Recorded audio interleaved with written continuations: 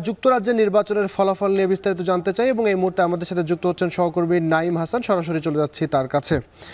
নাঈম, আমরা যতটুকু জানতে পেরেছি যে প্রায় 400-এর বেশি আসনে ইতিমধ্যে লেবার পার্টি জয়লাভ করেছে। আপনি একটু বলবেন যে নতুন মন্ত্রিসভায় বা নতুন এই সরকারে কারা কারা আসলে সুযোগ পাচ্ছে? যদিও আমরা ইতিমধ্যেই জেনেছি যে কেইর স্টারমার প্রধানমন্ত্রী হিসেবে ঘোষণা করা হয়েছে। এবং আরেকটি বিষয় একটু বলবেন যে আগের যে প্রধানমন্ত্রী অর্থাৎ ঋষি সুনাক মূল্যস্ফীতি কমিয়ে এনে কিছুটা কমিয়ে আনতে সক্ষম হয়েছিল, কিন্তু সার্বিকভাবে অর্থনীতিতে আসলে প্রাণ ফেরেনি। নতুন সরকার কতখানি অর্থনীতিতে প্রাণ ফেরাতে পারবেন বলে মনে করছে স্থানীয়রা, বলবেন?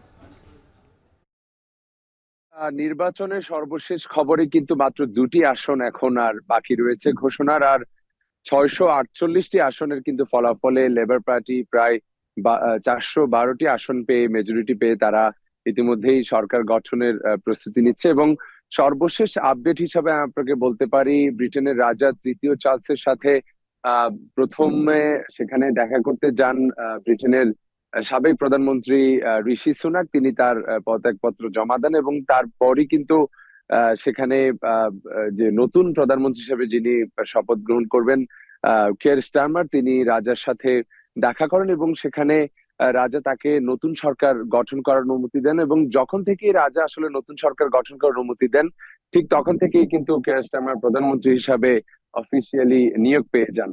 তো এরপরে কিন্তু কেয়ার স্টারমার তিনি নাম্বার 10 ডাউনিং স্ট্রিটে, যেখানে যুক্তরাজ্যের প্রধানমন্ত্রীর বাসভবন, সেখানে তিনি এসেছেন এবং সেখানে তিনি দেশবাসীর উদ্দেশ্যে বক্তব্য রেখেছেন। সেখানে তিনি ঋষি সুনাকের উদ্দেশ্য বলেছেন যে তার যে চেষ্টাটুকু দেশ চালানোর ক্ষেত্রে, সেটা যাতে সম্মানের চোখে দেখা হয়। এবং আপনি আমাকে যে প্রশ্নটি করলেন যে ঋষি সুনাকের অর্থনৈতিক যে মূল্যস্ফীতি কমানোর যে অবস্থা, সেটি সেটি আসলে যখন করোনা পরিস্থিতি এবং বিভিন্ন বৈশ্বিক যে যুদ্ধের কারণে কিন্তু যেভাবে আসলে মূল্যস্ফীতি বা ব্রিটেনের অর্থনীতি ক্ষতিগ্রস্ত হয়েছিল, সেখান থেকে কিছুটা স্বস্তির দিকে এগোচ্ছিল।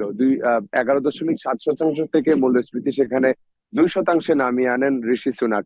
তো বর্তমানে লেবার পার্টি যারা ক্ষমতা আসছে, তাদের সাথে একটি জিনিস অবশ্যই আপনাকে জানিয়ে রাখবো যে লেবার পার্টির সাথে কনজারভেটিভ পার্টির কিন্তু পলিসি বা ম্যানিফেস্টো খুব বেশি কিন্তু পরিবর্তন তারা আনেনি। লেবার পার্টি অর্থনৈতিক ভাবে যেটি আসলে তারা রাখতে চাচ্ছে, যেটি কনজারভেটিভ ফলো করেছে, সেটি একই রকম ভাবে তারাও এটি চালিয়ে যেতে চায়, যাতে করে নতুন করে যাতে কোনো অর্থনৈতিক বিপর্যয় না দেখা যায়।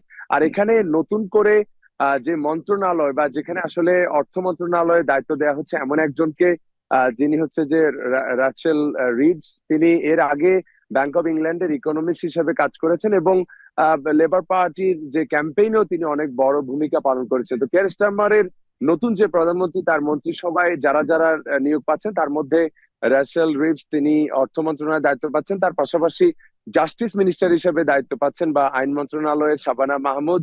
এবং এর পাশাপাশি কিন্তু আরো অনেকে রয়েছেন, যেমন শিক্ষা মন্ত্রণালয়ের দায়িত্ব পাচ্ছেন ব্রিস্টন ফিলিপসন। এর পাশাপাশি কিন্তু পররাষ্ট্র মন্ত্রণালয়ের দায়িত্ব পাচ্ছেন যে ডেভিড ল্যামি। এরা এরা সবাই কিন্তু ছায়া মন্ত্রী হিসেবে দায়িত্ব পালন করেছে এবং অনেকটাই নিশ্চিতভাবে বলা যাচ্ছে ব্রিটিশ মিডিয়া বরাতে।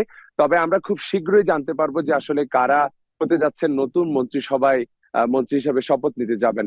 তো আবির, এই ছিল আমার কাছে সর্বশেষ ব্রিটেনের নির্বাচনের সর্বশেষ আপডেট।